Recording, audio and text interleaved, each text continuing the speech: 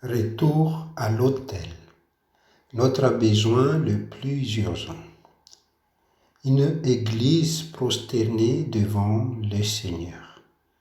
Venez, prosterne-nous, fléchissons les genoux devant le Seigneur qui nous a fait.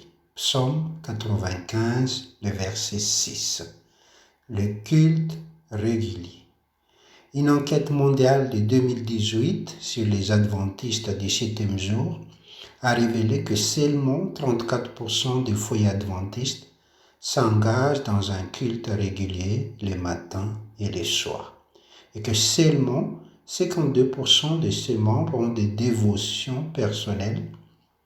Une église possédant un message de fin d'année centré sur l'adoration, les messages des 3 anges, dans Apocalypse 14, les versets 6 à 12, peut-elle délivrer ces messages solennels si ses membres ne sont pas fidèlement engagés dans un culte personnel ou familial? En d'autres termes, pouvons-nous proclamer efficacement ce que beaucoup d'entre nous ne font pas quotidiennement? Ellen White commente: il n'y a rien de plus nécessaire dans l'œuvre de Dieu que le résultat pratique de la communion avec Dieu.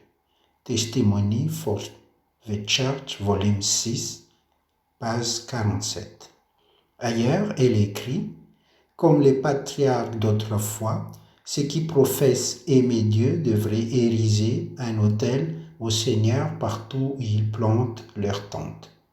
Le père, le mère devraient souvent élever leur cœur vers Dieu dans une humble supplication pour eux-mêmes et leurs enfants.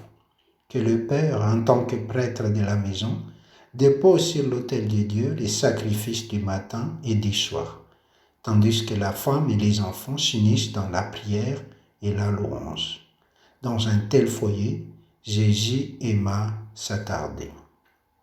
Notre besoin le plus urgent.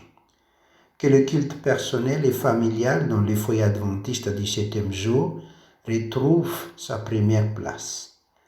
C'est le besoin le plus précieux. Cela ne sera pas facile en effet. Nous sommes aujourd'hui absorbés par la présence de la technologie qui s'impose à nous et occupe de plus en plus notre temps et altère parfois nos esprits. Notre dépendance incontrôlée aux médias, en particulier aux réseaux sociaux, fait de nous des anxieux, irritables, solitaires, stressés, déprimés, insomniaques et perpétuellement insatisfaits. Bien au contraire, le culte personnel et familial a un effet inverse. Le culte apaise l'esprit, diminue les sentiments de solitude, réduit le stress, accroît les sentiments de paix, répond aussi aux besoins émotionnels et enseigne le contentement tout en apportant la plénitude. Se pourrait-il que la communion avec Dieu soit l'antidote à nos esprits fatigués et à nos cœurs agités? Aujourd'hui, plus que jamais, Dieu nous appelle à revenir de tout notre cœur à des temps de rafraîchissement cohérents en sa présence. C'est pour cette raison que l'Église adventiste du 7e jour a lancé l'initiative Retour à l'autel, une mobilisation historique visant à réintégrer le culte personnel ou familial brisé au sein de l'Église de Dieu. D'ici 2027, nous espérons voir au moins 70% des membres adventistes engagés matin et soir dans une attitude de piété personnelle et familiale. Vous entendrez parler davantage de cette initiative dans les jours à venir. Mais nous pouvons déjà commencer à adorer Dieu dès maintenant, de manière assidue et cohérente. Demandons au Seigneur de nous transformer à son image et doter de la puissance nécessaire pour achever son œuvre. Plus que jamais, réclamons la présence du Saint-Esprit dans notre quotidien. Venez, prosternons-nous, courbons-nous, fléchissons les genoux devant le Seigneur qui nous a fait.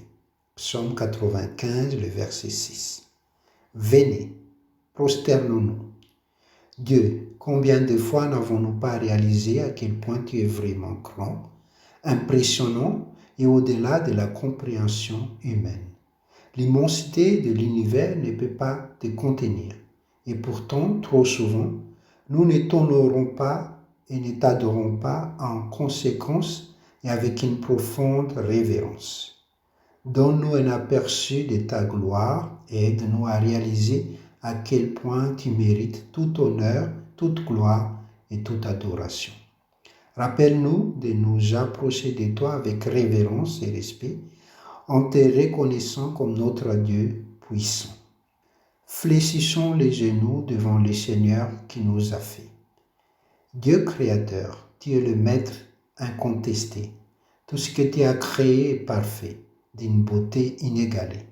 Ton amour se lit sur chaque bourgeon qui s'ouvre et sur chaque feuille. Tu es aussi notre véritable Père, celui qui nous a créés, nous a désirés et créés à ton image. Comment pourrions-nous jamais réaliser pleinement l'honneur que tu nous as fait d'être appelés tes enfants? Nous te louons et t'adorons, toi notre Créateur.